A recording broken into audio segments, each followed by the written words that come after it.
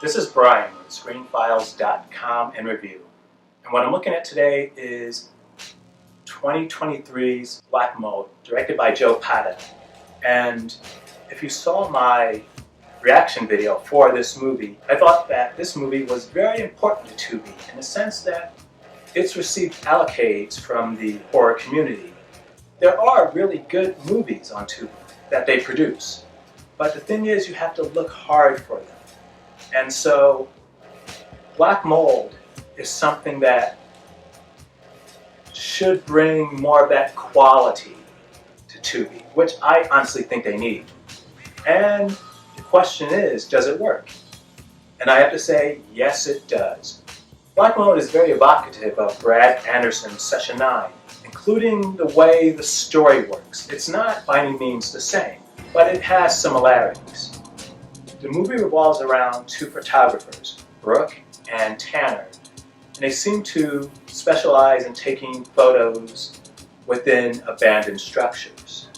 Now, Brooke and Tanner constantly talk about mold because they're in abandoned structures where mold is a very real issue.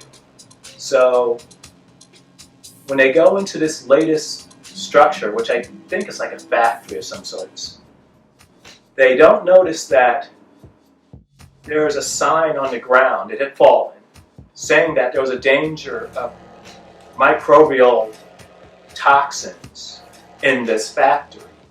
Now the thing of it is, the movie doesn't give us any context into that sign, which is to say, it's present, but it doesn't specify what type of microbial toxin or even if the toxin is present. After all, the building seemingly has been abandoned for many years. Whatever was a problem in the past could have dispersed. In any case, Brooke and Tanner stumble upon a homeless person who has been living in the factory. And this homeless person is very aggressive and chases after them.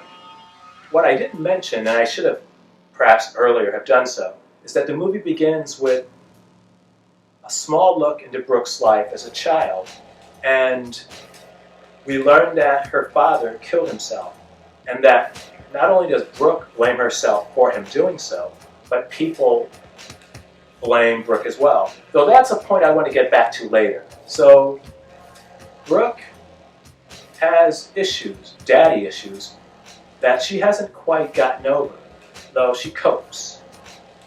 They start to see things in this factory that they shouldn't.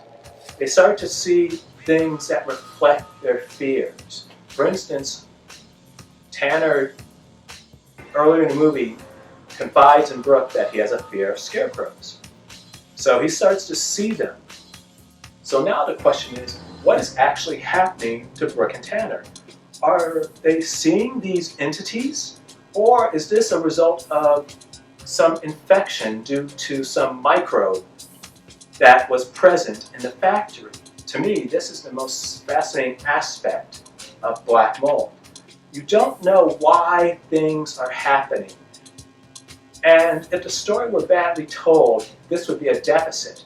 But the movie, written and directed by Joe Pata, is done so well, it makes sense, and you accept the confusion of the characters. And another thing I enjoy about Black Mold is that it shows you that the perspective that you're watching is unreliable. You can't trust anything in this movie once it gets momentum. You can't trust what Brooke says. You can't trust what Brooke hears. You can't trust what Tanner says. You can't trust what Tanner sees. Everything is chaos. Though what Joe Pata does so well is that he makes the viewer part of the chaos. Watching this movie, you genuinely don't know where to turn. You can't necessarily say that one thing is happening over another because you don't know. You can only judge based upon the information the movie gives you. And it gives you just enough to make an assumption. And you may end up with an assumption that is comfortable for you, but that doesn't make it the right assumption. Another thing that is particularly good about Black Mold is that it's a psychological thriller mainly. There's violence, but no gore. In fact, there's very little blood.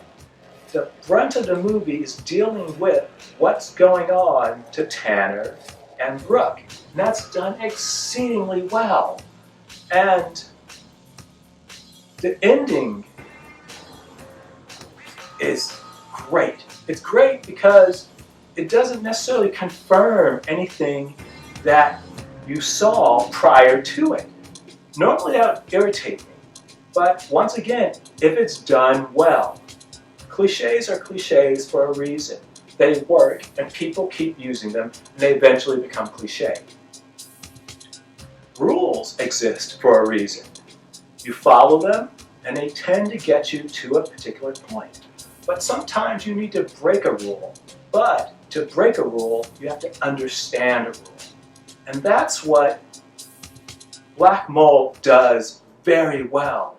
It makes some very unconventional story movements, but clearly Joe Pata understands what would have perhaps been a more conventional decision, and he takes the opposite path.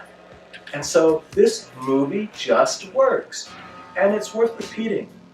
Black Mold is not a gory movie. Once again, it reminds me very much of Session 9, but I think it comes together a little better.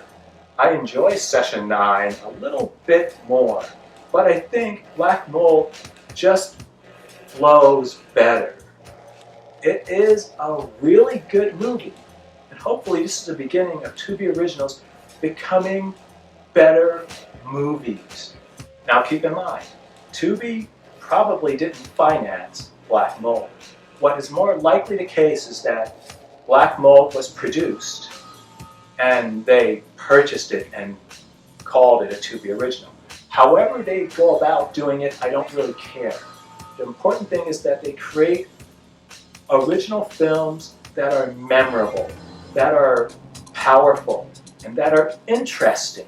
And Black Mold is probably the best Tubi original I have seen thus far. So what do you think? This is Brian with ScreenFiles.com and a review. Do you agree, disagree? Let me know down below. And as usual, consider a like or a follow. Peace.